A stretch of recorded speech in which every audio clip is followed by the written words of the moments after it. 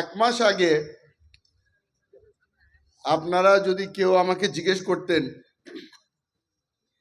আমাদের দেশনেত্রী বেগম খালেদা জিয়ার শারীরিক অবস্থা কেমন, আমি আপনাদেরকে বলতাম যে ইনশাআল্লাহ উনি সুস্থ হয়ে যাবেন। এক মাস আগে আমার মনের মধ্যে কোনো সময় ওই চিন্তা আসে নাই যে আজকের দিন ওনাকে মরহুমা বলে আমাদের বলতে হবে। আপনারা অনেকেই টিভির পর্দায় দেখেছেন, অনেকজন আছেন এখানে যারা সশরীরে ঢাকা গিয়ে জানাজায় অংশ নিয়েছেন।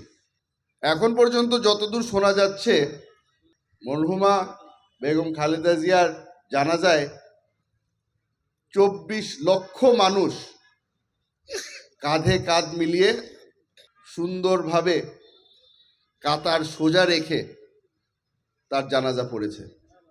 বিশ্বে অন্য কোথাও হয়েছে কি হয়নি আমি জানি না, তবে বাংলাদেশে এটা আগে কোনো সময় হয়নি।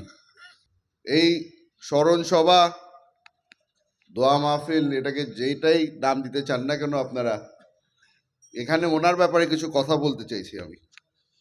গত 17 বছর ধরে আমরা এখানে যারা যারা বিএনপি পরিবারের সদস্য,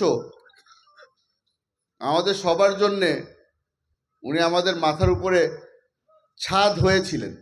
মনের মধ্যে একটা সাহস নিয়ে আমরা হাঁটতাম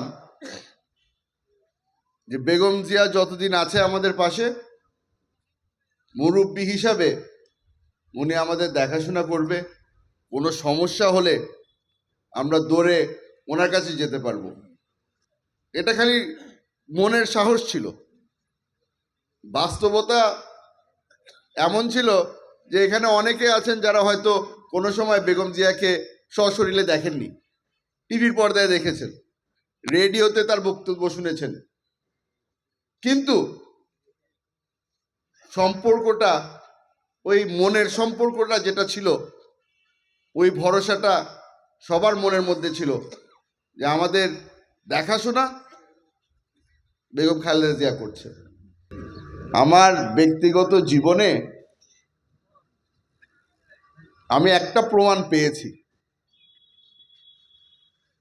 পুরুষ মানুষের থেকে মহিলা মানুষ অনেক বেশি শক্ত হয়। আমার পরিবারকে আমার আম্মা সামাল দিয়েছে। আমার বাবা সব সময় বলতো, আমার আম্মার দিকে আঙ্গুল করে বলতো, এর কারণে আমি এতদূর পৌঁছাতে পেরেছি। আজকে আপনাদের সামনে বলে দিই, এখানে দাঁড়িয়ে আপনাদের সাথে বক্তব্য দিতে পারছি আমার মায়ের কারণে এবং বেগম খালেদা জিয়ার কারণে। উনি যদি আমাকে ওই সাপোর্ট না দিত, ওই সাহস না দিত,